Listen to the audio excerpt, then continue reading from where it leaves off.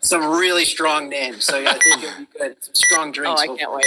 Yeah. So I think, they won't let me share too much, but I'll just say that we are definitely going to be down. There's going to be a presence in Miami. So we're excited. We got a snowstorm this weekend, so it'd be good to get some vitamin D after that. But I think, I can't share too much, but I do think we're going to have some fun. We're going to bring kind of our Reebok design lab down there, if that's a little hint for you guys. So, and the good news is we're bringing a bunch of pairs to give away. So there's going to be some. So I would just say stay tuned to our Reebok channels.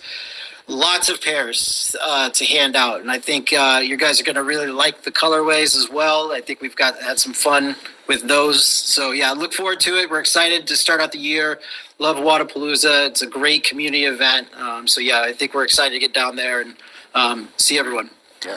Epic. Well, Tal, thanks so much for taking the time to do this, man. We really appreciate it, and thanks for everything that Reebok has done for CrossFit, the sport, and the community, because yours was the first brand to sort of latch onto it and believe in it. And I know that people are very loyal to their shoes and the different pieces of equipment that they like. And I know that you guys have built a lot of loyalty in the space, and you believed in it early on. So thanks for doing that, man. Yeah, no, and thanks for everything you guys do, and then the community. Obviously, we love the CrossFit community. It's like I said, it's the heartbeat of the Nano and of Reebok training in general. So, and that's something that we don't take for granted. And we just promise to never get complacent with that, and we're going to keep evolving and innovating for the community.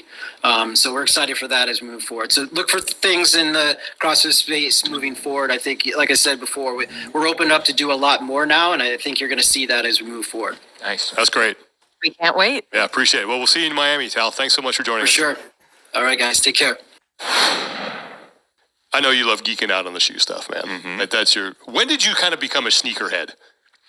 I would say, and I don't know if that's fair. I don't know if like you're in that category, but yeah, I know that you. I would say I'm sneakerhead adjacent. That's what I would say. Because I keep a. What does that mean? I keep so a healthy shoes. So I think like but adjacent. I don't get that. It means that you're like a fan, but not a super fan. So here's the thing. I would say sneakerheads in general are like they're on StockX and all the apps, and they're trying to get every new release. Mm-hmm. They're flipping shoes. They're saving them. They don't wear them. They're all over. They usually have a couple brands that they follow, whether it's Jordans or Dunks or whatever it may be. And you spend a lot of time focused on just the retail aspect of those in particular.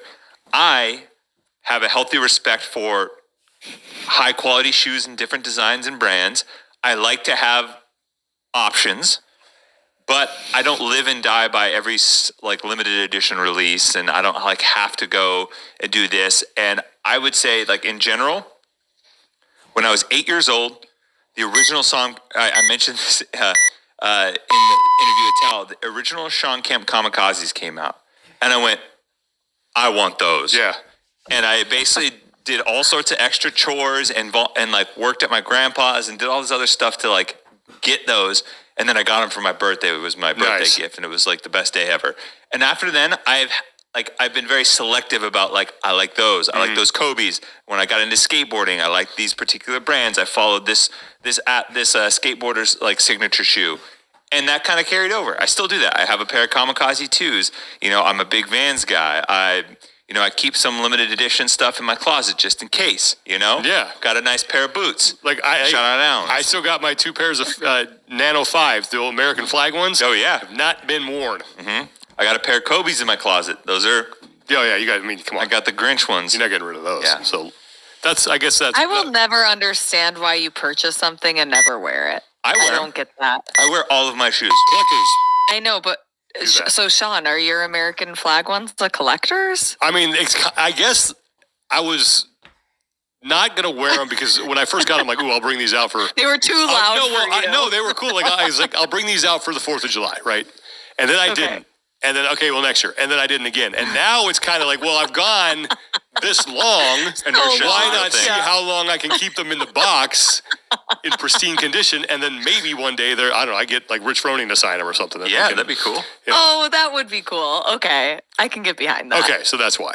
But Reebok's got some cool stuff. You heard Tal talking about it going on at Wadapalooza, so be sure to check out their stuff. And again, you can come to our happy hour if you're going to be in town.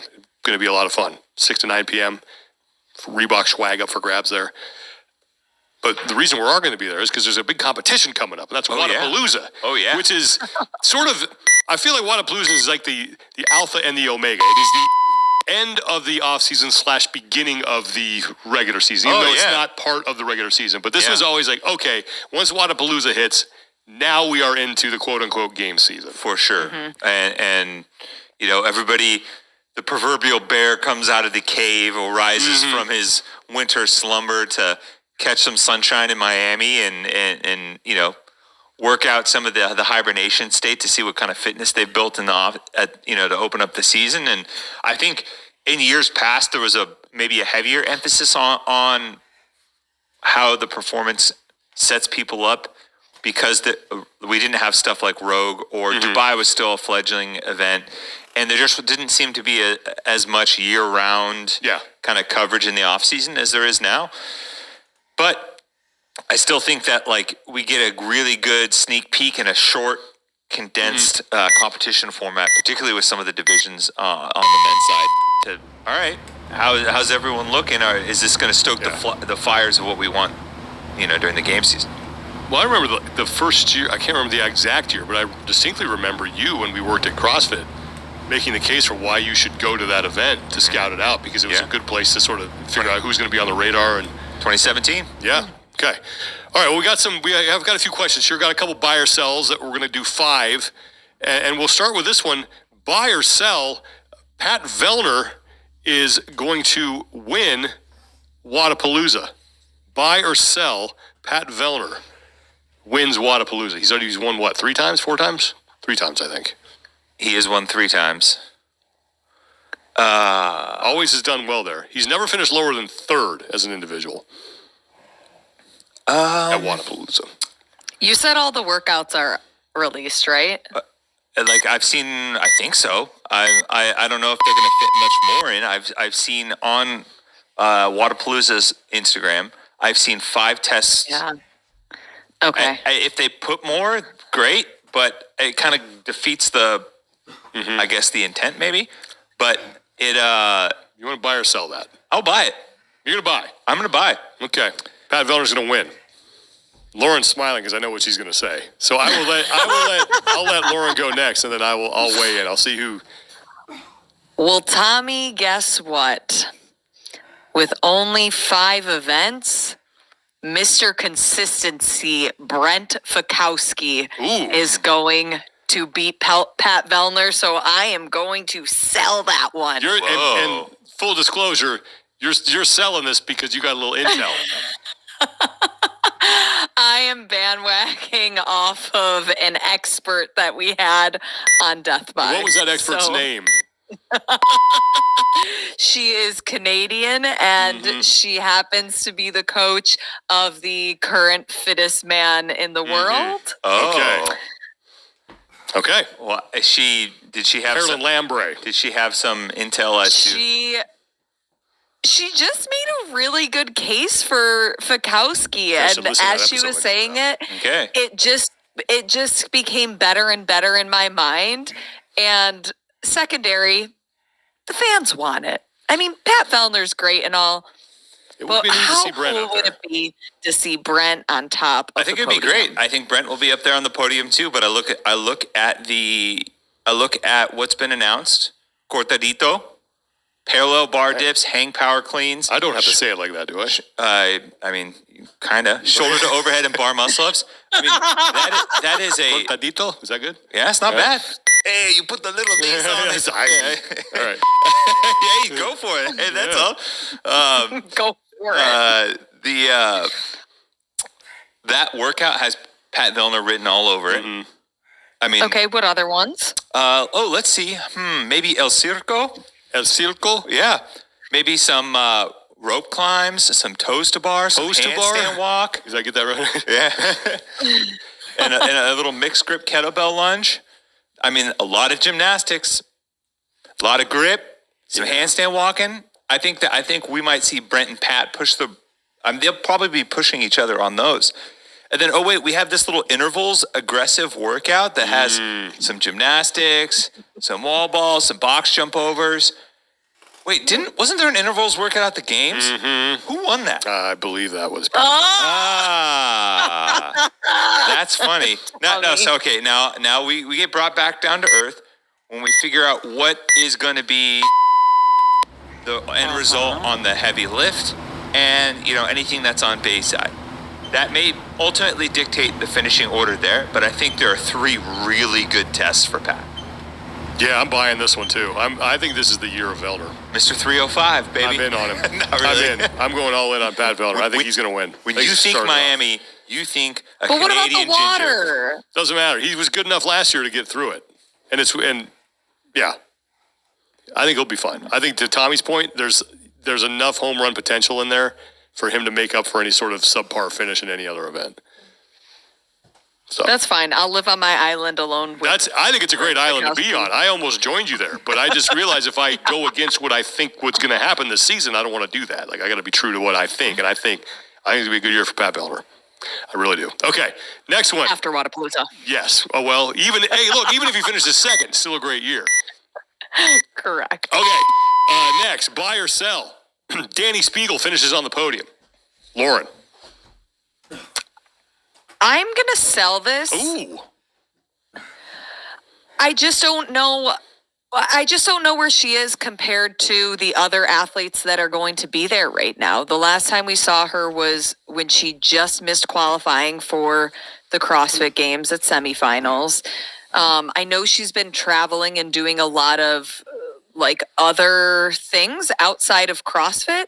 So I don't have enough intel of currently where she is against the rest of the field to buy this one. So I'm going to sell it. Well, she one thing I will add, she was at Rogue. She did kind of have a seesaw weekend. Oh yeah, but did I black out that day? I don't know. You were somewhat busy. To be fair, you were a little occupied. You may have even interviewed her, which I know you did. I 100% did 3 times. Yeah, because she went in 4 consecutive events. She went 3rd, 20th, 1st, 2nd, and to start the weekend, she had an 18th. So a little bit back and forth, but she beat, some impressive women in the field. And podium, I'm going to say she finishes just off the podium. Okay. I'm going to sell this. That would go with her history because this will be her 5th individual appearance. The 4th time she's competed. She withdrew in 2020, but 5th twice, 2nd last year. That was her best finish. So she is hovering around there. I don't think the women's field is as deep as it has been in the past. I think she's got a really good shot, so I'm going to buy this. Oh, okay. I'll be on the island. I think Danny Spiegel is going to finish on the podium. She always tends to have some of her best performances of the season in Miami for whatever reason. So I'm gonna go ahead and buy that. So we're split on that. I think 4th is where I think she nets out. Yeah, and I think that given what she's done in the past, is, sure. Yeah. Okay, so this one's a little more involved. We're gonna move over to the men's team competition. There's 4 heavy hitters who are all on separate teams. So who's gonna have the higher finish here in the men's elite team competition? Pat Vellner with I think it's Tres Leches. Great name. Roman Krennikov on his team. Justin Medeiros. Or Ricky Garrard. You thought you nailed the pronunciation there. I didn't, and I know that, and I apologize. Do you know why they call it that, Sean? It's 3 types of milk, right? Yes. Yeah. Evaporated, condensed, and whole. See, I'm there. Come on. So say that question again. We're gonna. So who's gonna finish higher in the men's elite team competition? These 4 men, they're all great individual competitors, but they are all on separate teams. Do you have the athletes that they're with pulled up in front of you? I'm efforting that right now. Okay. Just name them first. Let's see. We got. I don't have my team list in alphabetical. I have it in front of me. Okay, go for it. Who are the athletes? So let's start with Pat Vellner on Tres Leches. Yeah. There we go. I just wanted to hear you say it one more time. That's Pat Vellner, Travis Mayer, and BKG. It's a good name for those 3. Yep, it is. 3 different shades of pale right there. Hell yeah. I mean, Mayer is probably the tannest one there, Yeah, for sure. That's a SPF 100 right there. What's the next one? Roman Krennikov. So that's Team Pixel with Saxon Panchik and Jorge Fernandez. Justin Medeiros. Justin Medeiros is on Team Go Walk with Willie George and Jay Crouch. Ooh, that's a good one. It is. And then finally, Ricky Garrard. That is Team This Tier. is another good one. Dallin Pepper, And Jason Hopper, and Ricky Garrard. I'm picking the milk team. The milk team. You're going Tres I'm bringing my Leches? cookies, and I want the milk. Oh, wow. Okay, then. Dip into something of that. Welcome Okay, then. TEF After Dark. Keep luring away from Tres Leches. Oh my God. You just got to preview Just go what- swirl that cookie around in there a little bit. Just see what happens. Milk is Oreo's favorite cookie. Okay. Damn. I don't know how to take that, but that is a preview of Happy Hour That's, tomorrow. I guess, man. Honestly, Well, for me, it's between them and the Garrard team. I agree. Yeah. Although that Medeiros team is pretty sneaky, man. That's a sneaky squad. Ooh, sneaky. I want to know what kind of. I'm really curious what kind of shape